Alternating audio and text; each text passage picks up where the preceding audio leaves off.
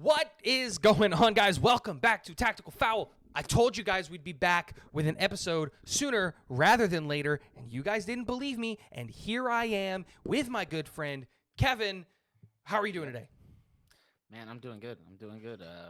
Excited to talk about Liverpool because I feel like we haven't touched on them enough. I feel like we touch on them briefly about how good they are and what they've been trying to do, but we need to really go in depth because what happened against PSG was just an atrocity for them. They were doing so well. They were very confident. A lot of people, and not just them, but a lot of people were very confident that Liverpool was going to get past PSG, and it just wasn't the case over two legs. Like, even Luis Enrique went so as so far to say before the game, which was a couple of days ago at this point, that the winner of this game would go on to the final.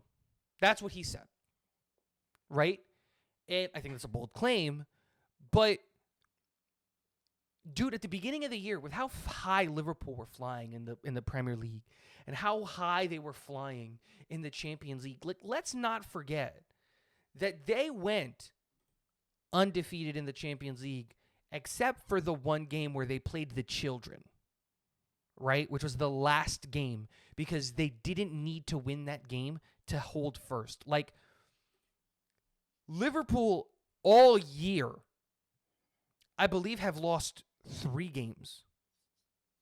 All year, they've lost 3 games. No, it's 4 games. And if you include the PSG one, it's 5. That's still an incredible achievement. They lost to Spurs, but again, they were playing the kids when they were playing Spurs in the EFL Cup. They lost to PSV Eindhoven, but again, they were playing the kids. They lost to Portsmouth Town, but again, they were playing the kids. The only games that they legitimately lost this year was one against Nottingham Forest, which I think you could argue was a fluke, and then now against PSG. So let me ask you this question, Kevin. Liverpool are 15 points clear in the Premier League. They have secured the Premier League title since February at this point, if we're being honest. Why is it?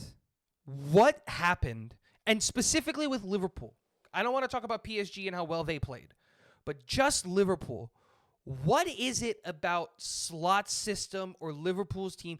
What were they missing? Why weren't they able to overcome PSG over 2 legs? I think they're missing a couple pieces, and by a couple, I literally mean a couple, because their defense, I think, their defense could use some work. I mean, Konate is a great player, but he's not like a great center back. I feel like starting with that, I feel like if they had a much stronger center back, like another Van Dijk or a Saliba or somebody that really can take those reins, because I mean Van Dijk is definitely a world-class center back. Konate is kind of like his second pairing, and he's good and he does well. Not giving anything away. I'm not taking anything away from Konate, but I feel like if we're talking what can complete this team, yeah, a more proper center back. He really fumbled the bag in the end with Dembele's goal. And so starting with that, I think that midfield needs work. Uh, Relying on Gravenberg. Gravenberg's a great player. And I think we've talked about him in the past. And he's a great player. But I do feel like they need someone ahead of him or that's going to be able to replace him in, like, he'd be able to come off and actually make a big impact. I just don't feel like they have that. I feel like Endo isn't, like Curtis Jones just isn't. And so they need another, I think, world-class midfielder. And then on top of, just to finish off that puzzle piece, a clinical striker that's not Darwin Nunez or Jota. They need someone that's clinical, man. They need to get rid of Darwin. They need to keep Jota, and they need to switch him off with another guy like a Sorloth or Let's not get too yeah, far ahead of obviously, ourselves. yeah. But do you think that the missing piece against PSG was, like, if you could say, what was the missing piece against PSG? Do you think it's the striker? In this game, I think they were missing. You know what I think PSG were missing? Actually, I think they were missing a proper playmaker, Hmm. a proper guy that's.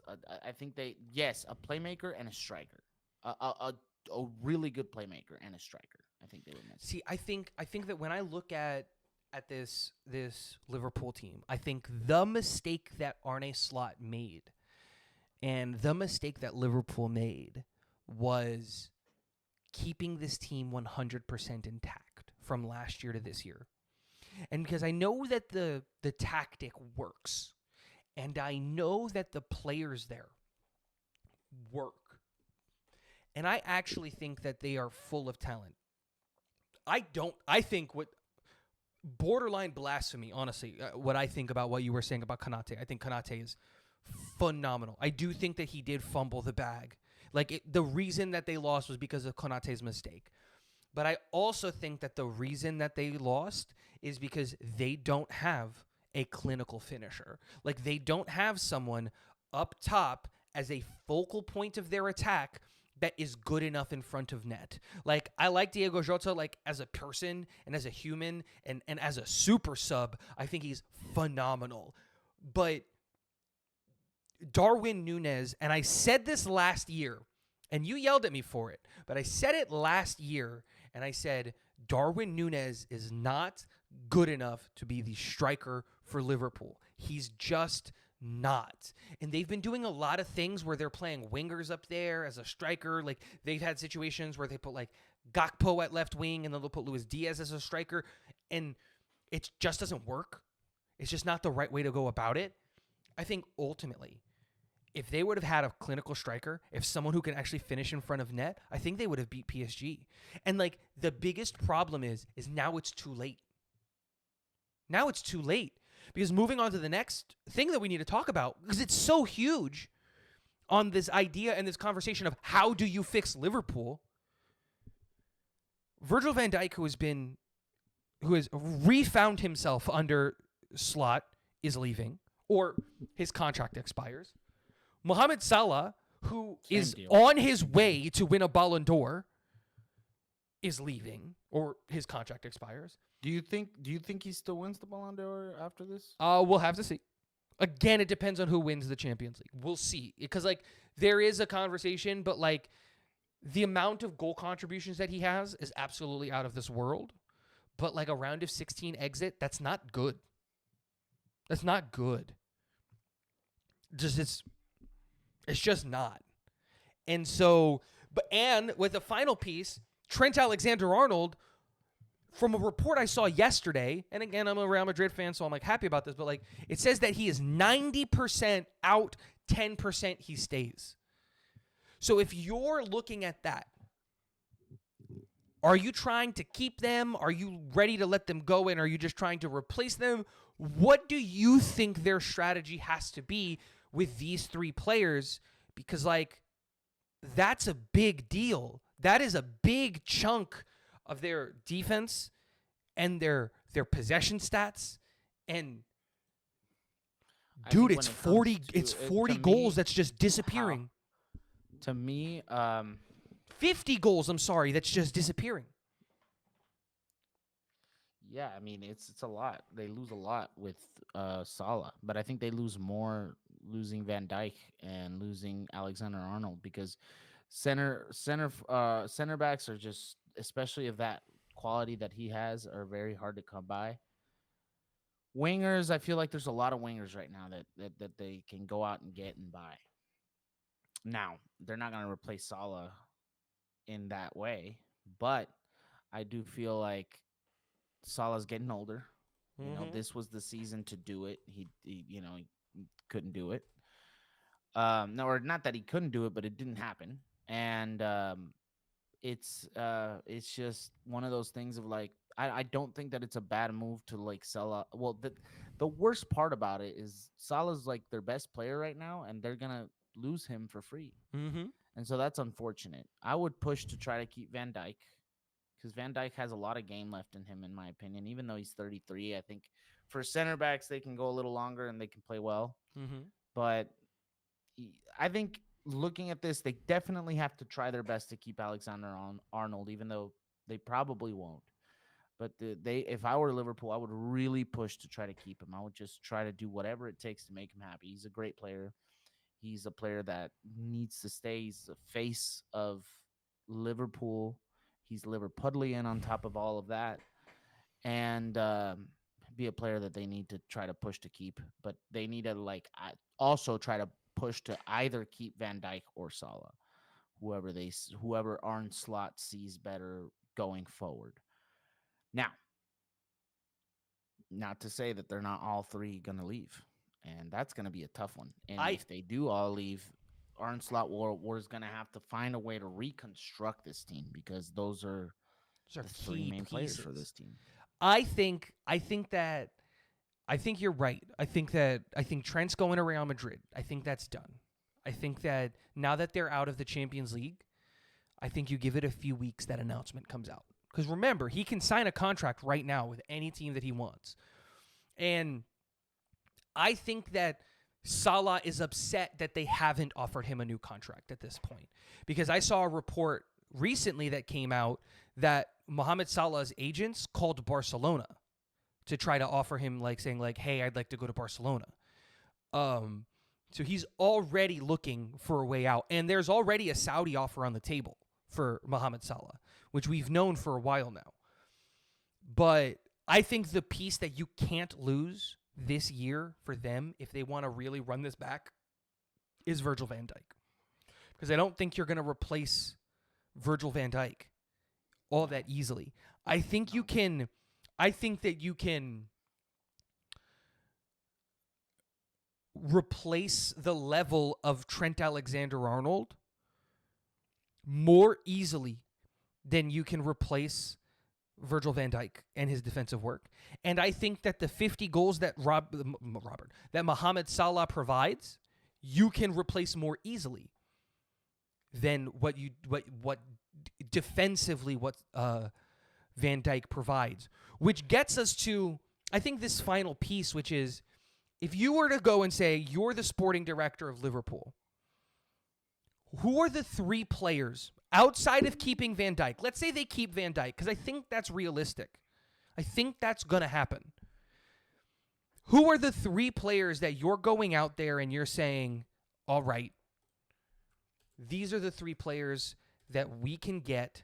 These are the three players that we're going to get that are going to make this team better and put us back into a position to win the Champions League, because I think that's going to have to be what you're going for, right? Like if you're Slot, in year one, you're going to win the Premier League. So you got to get better from that.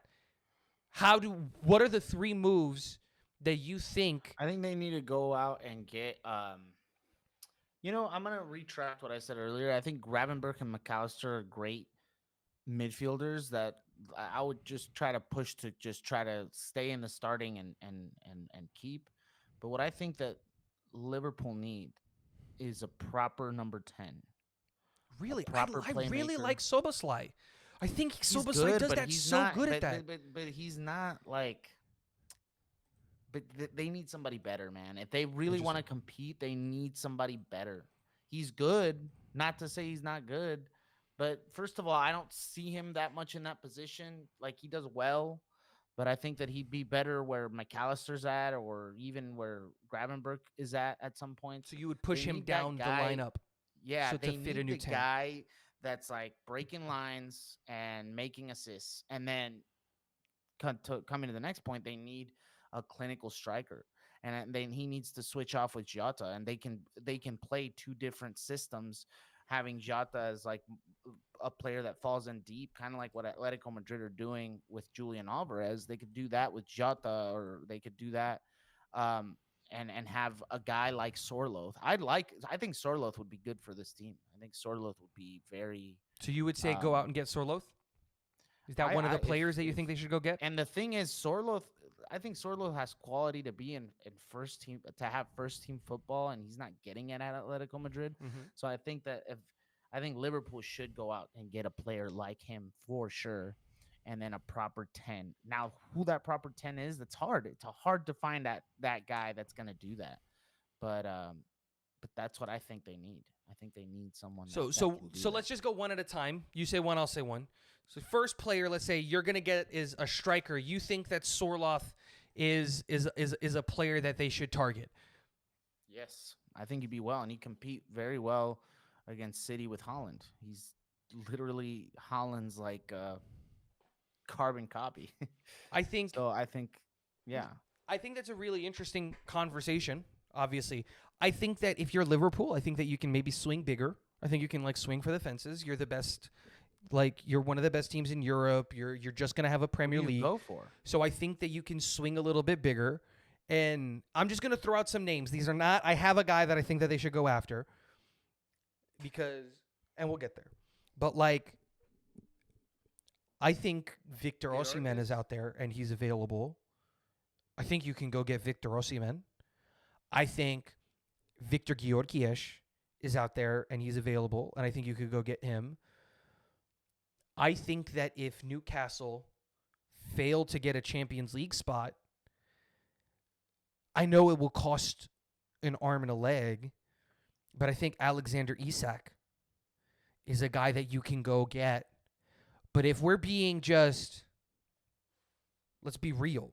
Who's a guy that you can go get that's not going to break the bank? Because I think the guys that I listed are all going to be 75, 80, 160 if you're talking about Sorloth, I think, Alexander is that Isak. guy, though. I think if you go out and you get, and this is the guy that I would say, Dusan Vlahovic out of Juve. I think that is a guy who is a clinical finisher, is a really, really good age, and comes in there and provides a high work rate and I would go higher. What about Marcus Thuram? Marcus Thuram would fit really well. totally. But I think that would call like totally. Like if you can, my thing with Marcus Thuram is would he leave Inter? That's the question, right? Because like to be fair, Inter are in the quarters, and Liverpool aren't. And Inter are probably going to make a semi, and Liverpool aren't. And so like I looked at Marcus Thuram. That would be a great addition for them. I just don't think he's available, right? Like in a perfect world, go get Erling Haaland. He's just not available, right? And so it's just looking at players that, like, dude, Lautaro Martinez would be perfect for them. He'd be perfect, but he's not available. And so the guy that I would say that I think that he's available, I think he could be had relatively cheap, 50, 60 million euros, is Dusan Vlahovic out of Juve. I think he comes in. I think he immediately starts there. And him and Jota playing those games, and in the big games you play Vlahovic, I think that you can easily start finishing and be clinical. And if you want to sprinkle a little bit more money, dude, I think Victor Györgyies, I think he's legit. So I think that he's ready for a move to a big team in Europe. And why can't it beat Liverpool? So those would be the two guys that I would say, since we're starting strikers. Yet two more players that you would bring in. Who's one of those players? I think this is where we start to disagree on positions, because I think we agree on striker. I think we're going to disagree here on our next position. What do you have? Like I said, the proper 10, the guy, they need someone where Zabotzlai is playing. Who would you say think. is that guy that they should target? Do you think that do you think they a need big swing in like a Florian Martin? Wirtz? To me, I think they need like a Martin Odegaard. They need like that kind of player. I don't know out of the top of my head right now who. So just to throw some But- names of players that might be available in the summer, right? And you can kind of like just Florian Wirtz might become available in the summer. Florian Wirtz would be actually Florian Wirtz would be actually I didn't even think about him, but he would be perfect for this team. He is actually the player they definitely. That's the kind of player they need. They need a camp. They need a player that's breaking lines, that's making passes, they need a catalyst for their attack that isn't Salah, because they're not going to have him next season. It's very interesting. See, I don't think they need a 10. I think Szoboszlai plays that role really, really well. And I think that the position that I would target, and specifically because I think that there are really good guys out there that play at this position, I think you need to bring in I think you need to find someone who can play right back and replace Trent Alexander-Arnold.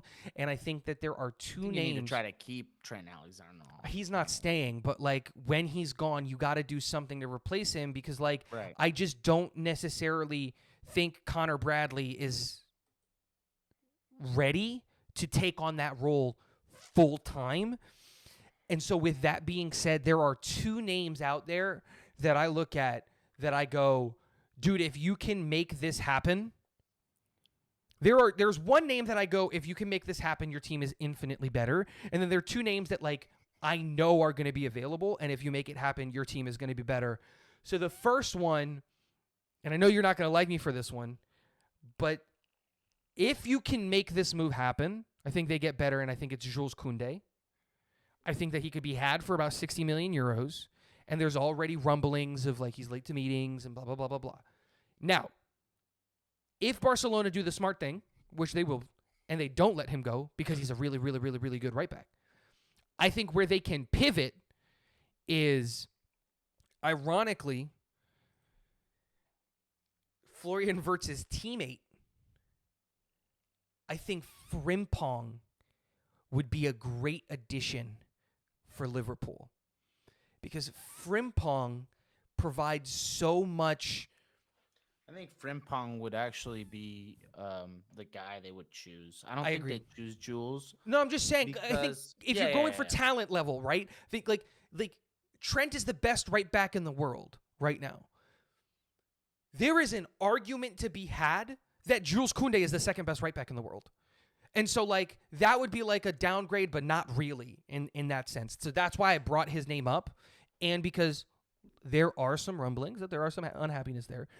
But I think Frimpong would be a really, really good way for you to go out and get a player that and immediately. Frimpong is Dutch, so he'll fit perfectly with what Arne Slot wants to do. He'll be Yep. able to communicate with him well, and Arne Slot will have him playing where he knows he needs to. I think he'd be a good addition. And then the other If player. Arnold leaves, Yeah, I think Arnold should stay. he's not going to.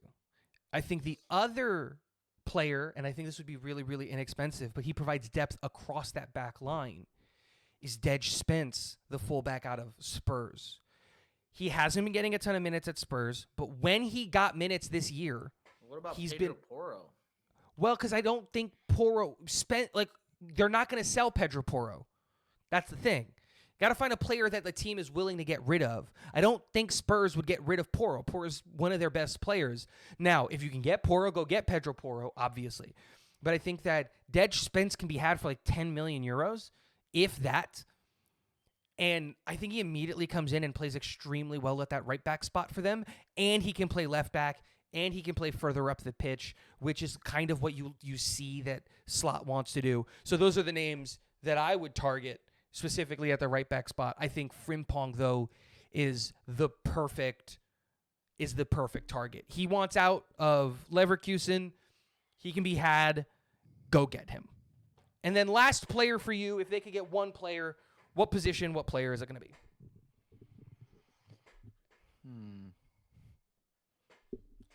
Man, I don't know. I think I'm good. I think I'm good there. I don't think there's. Well, to replace Salah. That's the question. If To Salah's not replace coming back, Salah, or would you just say that the player that you would bring that you think they should sign is Mohamed Salah? Screw the fact that he's 32, just bring him back, or do you think they got to move on? Let him go. Let him go. If he wants to go, let him go. Mm-hmm. In my opinion, who wants to go, let him go. I mean, yeah, Liverpool have done a lot. I mean, I think he's done a lot at Liverpool, and he definitely deserves to like at least get a contract offer. Mm-hmm. But I mean, give him a lower salary, and if he doesn't take it, like, all right, man, later. You know what I mean? No problem. I think that Liverpool could go. Man, I don't know. That's a tough one, but you know what would fit well for them? I think Rafinha or like a player that has speed. Mm-hmm. Um, man, it's hard. It's just I don't see a lot of wingers leaving this summer their respective clubs for them I agree. to find that person, especially not a left-footed right winger, man. I mean, those are tough to come by, especially that has quality. Like go try to get Yamal, and you're gonna spend like 30. You're gonna spend like a million. You're gonna spend like 300 million trying to get Yamal. That's not gonna happen. We're never gonna let him go. Yeah. For 300 million, you might. Let's be real here. 300 For million, I'd let 300 million. No. 300 million. I'd let We most let of Real Neymar Madrid for go. 200 million. I don't think we're gonna let Lamine Yamal go for even that. I think he goes. I'm for just saying, 300 300. million. If we got 300 million for him, There's that's a couple definitely of an dude. There's a offer that's couple of hard to players on Real refuse. Madrid you could have for 300. I'm just saying. Like, okay. I think so. I agree. I think the player that they need to bring in is a right winger. Now I have two answers that I was able to like look at, and I think that they should do both. I don't think that the answer at right winger is one guy, because I think you're absolutely right. I think that when you look at the right winger position, especially right now in football, especially when you're looking for a left-footed right winger, which is hard to come about right now, I think that that's very hard to find. And I don't think that I think that if you look at that position as we're going to fix it with one player who's, I think you're going about it wrong, because you're not going to get Lamine Yamal. You're not going to get Bukayo Saka. You're not going to get Rodrigo. And those are the guys at that level that could replace that goal. Rodrigo, man. But he's not leaving. If he went to Liverpool, bro. It's the perfect spot for him. It really, actually, you know what? That's the guy. But they're not. He's not leaving. We've already given him a contract extension, and he said he doesn't want to go. So but again, it's perfect. I totally agree with you. But Rodrigo really needs to consider that, man. He's not going to. I know it sucks, though. I mean, no offense to this isn't a Real Madrid podcast. I would love to talk about Rodrigo. We can do a whole episode on Rodrigo if you want to. We can do it. I'm not anti it. But I think you got close. You were in the right team. Do you know who they should go get? Brahim Diaz. I think Real Madrid would be more than happy to let Brahim go. I think if you come in with an offer of, let's say, 40 million, I think you can get Brahim Diaz. And here's the key. I think if you get Brahim Diaz and then you partner him with a young player, because remember, Brahim is 25. So if you partner him with either a running mate, right, like two guys and you're just splitting time and you're both competing, if that's the plan that you want to go to, I would legitimately look at Karim Adeyemi or Kubo out of Borussia Dortmund and Real Sociedad combined. Or, and I like this plan a lot more, I think that if you're going to fix the right wing spot, I think you go and you spend however much money it is or however much money it would cost to go and get Brahim Diaz. And then I would go and I would get Giovanni Quenda, the right winger out of Sporting in Portugal. He's 17 years old. I think he has a ton of potential with him and the ability there. And having a guy like Brahim Diaz ahead of him, you know that Brahim Diaz is not only going to give you the ability to score, but also the ability to create. And you have a guy, no pun intended, in the wings waiting for his opportunity that you can bring on slowly. He's going to be a part of the team, be a part of the system. He's going to get minutes because you can't play 60, 70 games. And now it's not just a solution for the next, let's say, 5 years with Brahim Diaz, but a solution for the next 10 years, 15 years, because Quenda's only 17. And unlike Barcelona, who's cool playing 17-year-olds 60 games a year, you don't have to with a guy like Quenda. You can develop him slowly and bring him up. And so, yeah, for me, I think that's a really, really interesting spot that they can go. But honestly, my biggest fear for Liverpool is that they're 1 year too late. That this was the year for them to do the treble, that this was the year for them to go and win the Champions League, that they had the pieces, that they got the manager in, that they had everything going on, and that the Premier League was ripe for the taking, and that Europe was ripe for the taking, and they didn't capitalize it, and they didn't bring in any players in the summer, and they didn't bring in any players in January, and now they're going to have to revamp the entire team because just as likely as they are to keep Trent Alexander-Arnold and Salah and Van Dijk, they're just as likely to leave. So, guys, let us know in the comment section below. What do you think?